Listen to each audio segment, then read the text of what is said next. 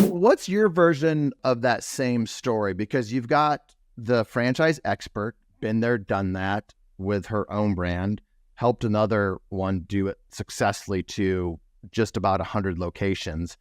And then you, as the founder, realizing that you're probably the visionary. If you're looking at the rocket fuel or traction or EOS things, you got integrators and visionaries, realizing that you're probably a true visionary, which it takes a while for founders to realize that. But I think you realize that, and you needed that second in command or your equal on the operational piece of things.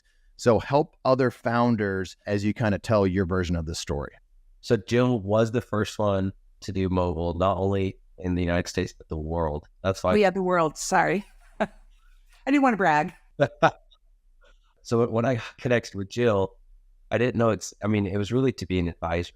And she goes, you have no idea what you're getting yourself in. Because I was like, I think we're kind of pre-selling these franchises. And she goes, you have no idea what you're doing. You need me to run this. And I was like, if that's an option, I'll take it. No, I didn't say that. You were in Hawaii and you're like, yeah, it's getting kind of stagnant. And I like the high growth craziness.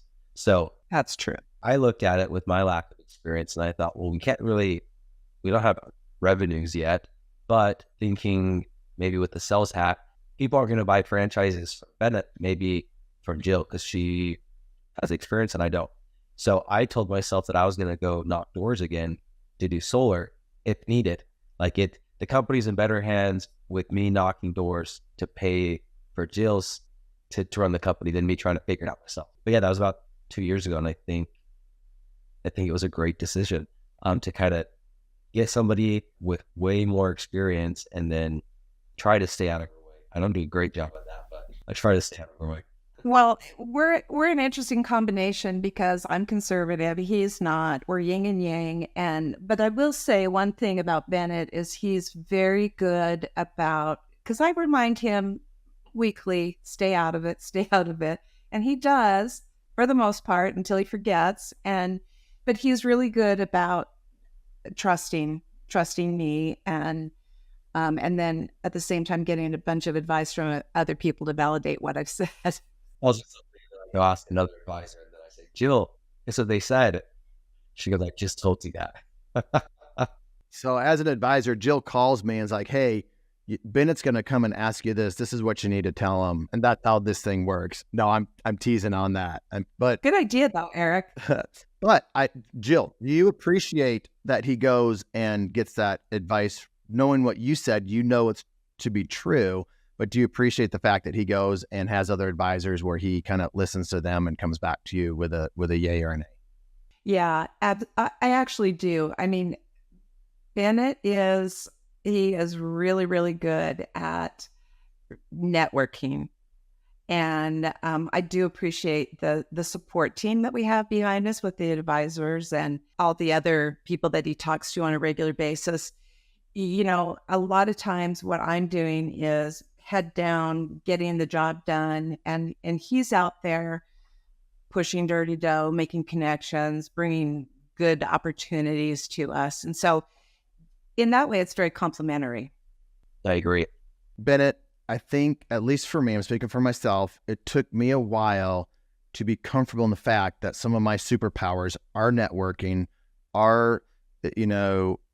is vision, my reach, who I know, how, and who knows me, and that I'm a phone call away from different experts to be able to give advice on different things. And, that it's that true kind of visionary.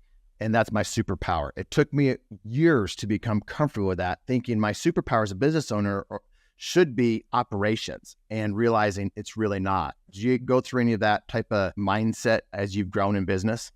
Yeah, even before owning business, just as a manager, I realized I can recruit a lot of people. I could teach them how to sell, but I'm not good at managing because I go on to the next project before I finish the first one.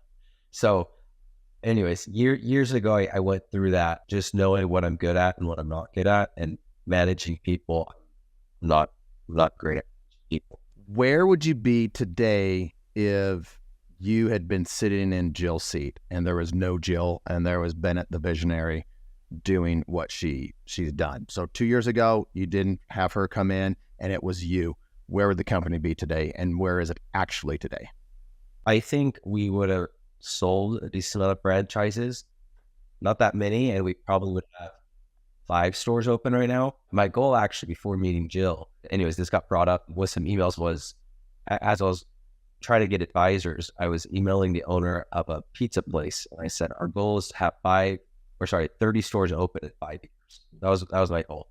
Right now we have 47, I think, open, and another 8 mobile. So we're at 55 franchises, and it's been 1 month under 2 years since filing the actual document. So, I mean, just 1,000% different. I didn't know how to set up, and I still don't know how to set up all the systems to actually open it. Last month, we opened up 10 franchises.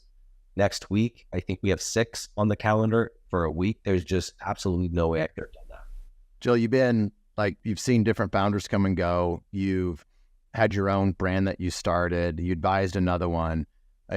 Is that pretty typical what you would see in a visionary trying to do the ops role in a brand and being happy with a lower franchisee open count?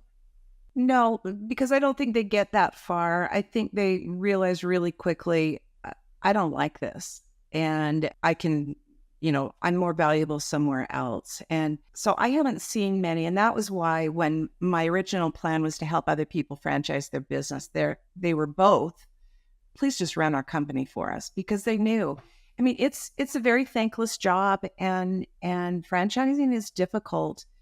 And, we have a contractual, it's not loosey-goosey. We have a contractual obligation to fulfill. And so to do that, it's quite complicated on the back end, especially with the growth that we're having right now. But it is a team. We've got we still have a skeleton crew. We still have probably half the team that we need. But this team has been in it for the long haul, and they're very committed. And it's been more of a collective effort to develop these systems.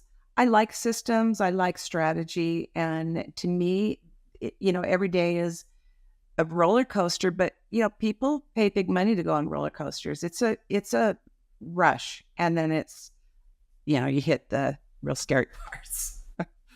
So I just think it's 2 different personalities. Now, I was both.